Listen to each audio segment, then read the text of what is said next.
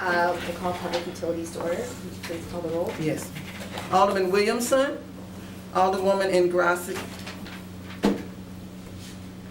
Oh, that's the old one. It doesn't matter, I'm here. Chairwoman Ingrassia, Present. Alderwoman Tyus, Alderwoman Green, Present. Alderwoman Spencer, Here. Alderman Ogilvy, Here. Alderman Muhammad, Alderman Oldenburg, Present. Alderwoman Martin, Alderman Honowitz, 5 present, you have a quorum.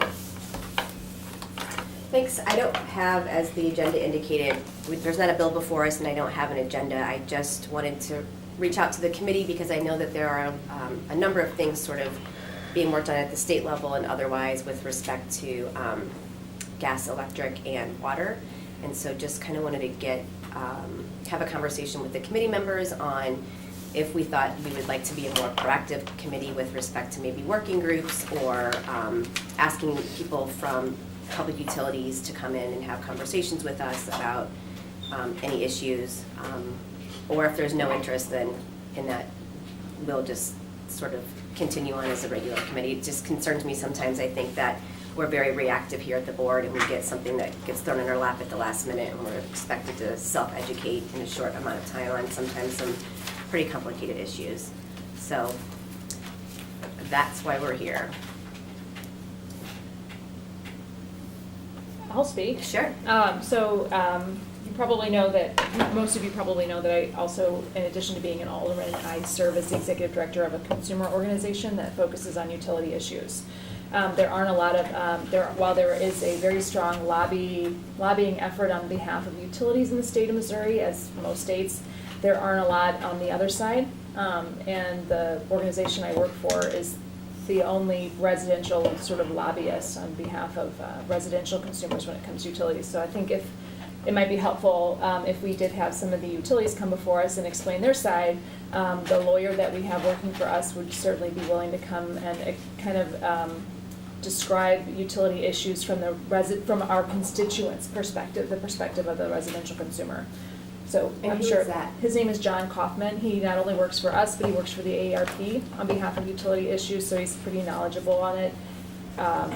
And like I said, represents the consumer. Okay, and that would cover like Ameren and McLeod and any utility or? The Consumers Council works on all utilities, Okay. but primarily, Ameren and McLeod, but would also be able to speak on water issues. We also intervene on water cases, but we don't intervene on water cases that don't come before the Public Service Commission. So in the city of St. Louis, we own our own water company, for example. Okay. But he would be able to speak on water regulation, but the Consumers Council is not going to probably want to intervene on a municipal water issue. He would also be able to speak, I think, on the sewer district that we have here. We have a very unusual setup, which governs our sewer department, our sewer system, in that it's sort of a quasi-governmental entity in that we have most utilities are regulated by the Public Service Commission under the state of Missouri, right? So you have a commission, Maida Coleman, David Hill, there's a set of 5 commissioners that all utility increases go before, and they hear all sides, and then they decide what the rates are, right? And then you have municipal utilities like we have water, but then you have MSD, which is a very unusual setup in that St. Louis City and St. Louis County appointed this board of commissioners to kind of regulate MSD, but there's not a lot of public input in that process, so it's sort of unusual. And it's something I think that the city could really stand to take a look at, because there aren't public hearings really that that kind of look at the increases. We've obviously had issues with MSD in the past, we're under consent decree right now. So I think it'd be a worthwhile investigation if we wanted to take a look at. But when it comes to our gas and electric, because those are regulated outside of the city, Right. I think they might sort of end up being outside of the purview of of city government, but they certainly are worth understanding how they work because they affect our constituents pretty significantly, specifically our low-income residents who have the hardest time paying Right. utility bills. Okay, thanks for that. Yeah, and if you, would you mind putting me in contact with John Sure, I'll Kaufman? send you his number and you can just call him directly. Okay, Yeah. that's great. Anyone else? Since I'm sitting here, Yes, please. I want to ask a question. Your agency, do you also assist in getting information out for those things that can help consumers in saving on their energy bills and stuff?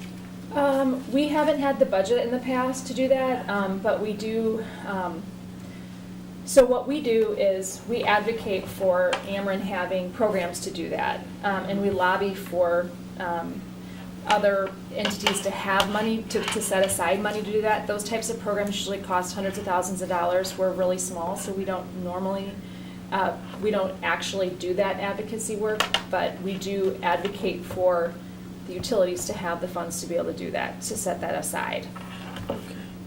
Because, you know, so to your point, like one of the issues that we have right now in the United States is that the president has withheld what's called LIHEAP, the Low Income Health, you know, the assistance program, and so that's straddling some of our local agencies to be able to provide to be able to provide funds to low income residents to pay their utility bills. So normally they would be able to go and access those funds, but it's sort of tied up right now, right? In addition to those being pots of money, Ameren does put aside money for families to access. They put their own money, and that's part of what we advocated for. We got that money doubled last year, for example. But my point in mentioning is just that they have pools of money for various actions like paying your utilities, doing outreach and stuff like that. But it's normally inadequate. And the reason I ask that is because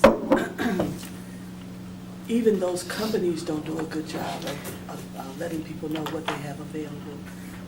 The new program they have now, where they're actually choosing thousands of low-income units at a time, and they're going in and doing energy-efficient updates to those units. Everything from the things that they normally wouldn't do, seal windows, the things in the bathroom, making sure they're not leaking, all kinds of stuff, not just dealing with electric, but, and so somehow I was hoping you could figure out how to push them to let people, find out a way for them to let people know more about that.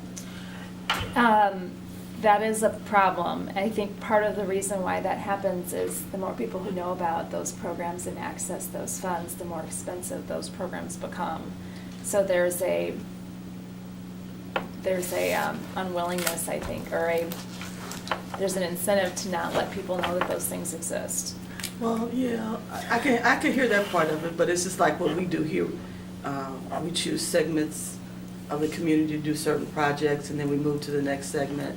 And so I could see that, but I think even when we're an advocacy group, sometimes we need to also play that other side of the coin too, and make sure that we're giving, making sure people get all the information that they need to get, not just pushing for the lower bills, but also pushing for them to know other things that can benefit them as well. I think that's a very valid point. I mean, for us, we are membership driven, so we have a very, very tight budget, and when we do get funders, we're asked to do very specific things. So we kind of try to stay in our lane. But that is one of the aspects we do advocate for. Unfortunately, the utilities don't always agree or do what, you know, their end of the bargain, but yeah. But Interesting.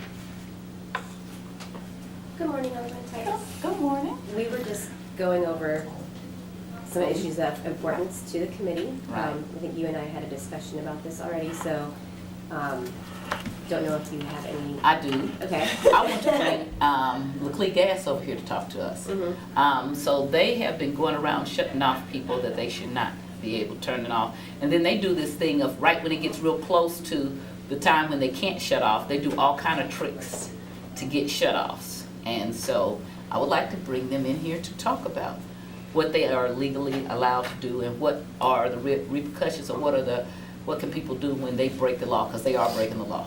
Okay. So that's why when I told you that, I had something already in mind. I was gonna do a resolution if we couldn't just do it as a committee. I would really like to bring them in here because they have very specific rules of what they can and cannot do, but they walk right up to them and all around them all the time, okay? And this is under state law and the Public Service Commission? Mhm. Okay, Yep. okay. Yep, but they do all kind of things right before it's time to, when it gets too cold. They will require a big deposit from somebody who's never had a deposit, and they know daggum well that they can't give a deposit. And so all of a sudden now, well, I gotta shut you off because you haven't given a deposit, okay? And the person has been maybe slow and late paid, but continuing to do the best that they can. And so they are basically sneaking around and they do it right before the time, right when they can shut off, and then right after that they can't. So they give them this big deposit knowing they can't do it in that amount of time, and then they shut them off because they didn't get the deposit in. Do you have anyone in particular at Laclede that you think would be of value to come before us? Well, so we used to have, for years, we had a lobbyist, just like everybody else. And so as they got more power at the state, they've kind of moved away from us. So I think we need to get their attention we can write a letter, use a chair, we can write a letter, call over there. Who is our lobbyist at the board? If they don't have one, you probably might need to, we might need to subpoena the executives from Laclede Gas to come over here. That will get attention for us, okay? But as the chair, you can, or call or write and say, do we have a lobbyist at the board? Because I did call several months ago spent a length of time trying to get somebody who, because I called the old lobbyist, and that person was no longer there, and I followed the lead, and I got really frustrated. And we probably in years have not made them understand that they still are, all the utilities are up under public utilities. And so when we don't make them or remind them, sometimes they forget. Okay. Okay? Yep, I'm happy to work on that. Anybody else? I would be interested to have Laclede and the streets department here to talk about utility permitting. I think Laclede has probably increased our future repaving costs by millions of dollars over the next decade. And they have patchwork that is routinely failing within the first 12 months. They've also, gone out of their way to wreck some bike lanes and things that the city paid for recently. So I'd like to just see a review of how the streets department permits under street utility work and what the expectations are for fixing or for restoration work, because I think it could be dramatically better than it is. They're supposed to do it, they just don't do it. And I would Nobody add makes notice, them I would do add it. notice to that too. Yeah, they Often don't. we have no idea that utilities are, doing underground work. Not only that, when you call the street department, they'll say they don't know who's doing it. It's Correct, not them. correct. And Okay, that's even which more is frustrating. incorrect.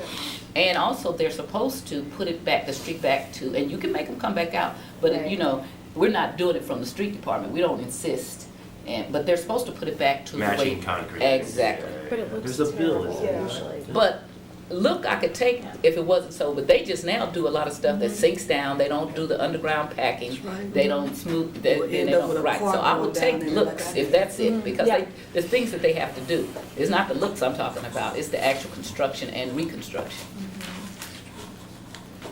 Marie? Water department billing. I get a lot of complaints from residents, particularly who buy their houses, about not getting water bills Okay. for like 6 months, and then all of a sudden getting a notice that they've never paid their water bill. Okay. And it seems to me, like I've tried to figure out where the breakdown in the process is, and it seems to me like what needs to happen is that when somebody, gets the, like buys their house and are now paying their property taxes, that needs to trigger something at the water department, that there is a new owner here with a new name in order to get a bill.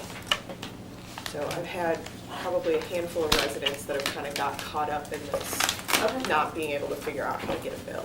Okay, yeah, I definitely think, I have a meeting with Kurt Scobie next week to go over some things, so definitely we'll plan on inviting the water department, Laclede, Ameren, on the streets issue. The communications division in the city is also under public utilities, so I don't know if anyone has a particular interest in, aside from STLTV, to be honest, I don't really know much of what the communications division does in the city. This is Are good they- ways to find out. That's what Bring being 'em a in. chair means. Start investigating. Does anybody else have anything they'd like to bring up? Well, I think we should, the only thing with the communications is to try to continue to make sure we keep STL TV Yeah. because the prior administration tried to get rid of it. I was here when it started, and so I got elected in '91, and that's when they first started saying we had to. So Ben Shaman held us off for 2 years, so we didn't start getting television. Maybe it's 1 year, so maybe '92, '93. Mhm. But ever since then, Room 200 has hated that we have things televised. I want to give kudos to the former Alderman from the 21st because he pushed doing committee and everything else, which I think the more that we have televised, the more people see how government works, the better it is. I agree. This is the people's government, not a few people's. All right, well, thanks for taking some time out of your schedules, and I'll get to work on this. If there are, I'm gonna do my best to not schedule committee hearings when there are other committee hearings going on, because I don't really understand why that ever happens down here with the so few hearings. But if there are dates and times that you know that you're typically not available generally during the week, if you could just email those to me, and I'll do my best to make sure that we're all able to be here. Go ahead. I just had one question.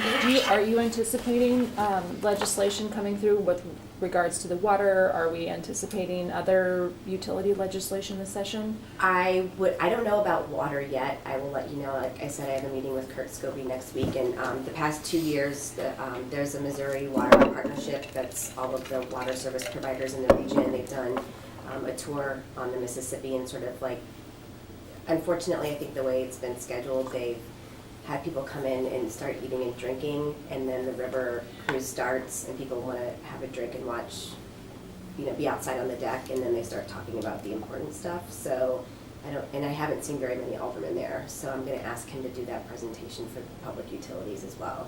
I don't know that it's this session, but I'm assuming Is he going to bring the something drinks soon. here? I will definitely ask him. There should always be drinks here. Valid question. See that camera running? There's some people who do not know that you're joking. Did not just talk about that we have the camera. Fair enough. I wasn't joking. All right, the Alderman from the 20th is not joking. All right, thanks again. We'll adjourn.